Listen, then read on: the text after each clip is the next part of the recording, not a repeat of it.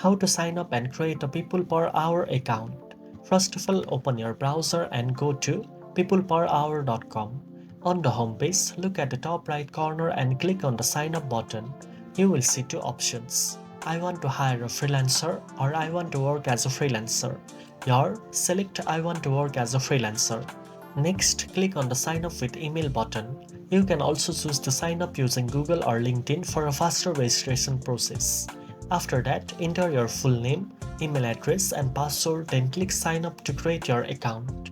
Once your account is created, you will be asked to verify your email. Open your inbox, find the email from Peopleperhour and click the activate account link to confirm your account. This step is important to secure your account and access all the platform features. After verification, you can set up your profile. Start by adding a professional profile picture, job title, skills, a short bio describing your experience, your location, languages, and hourly rate. A well-detailed profile significantly increases your chances of getting hired by clients.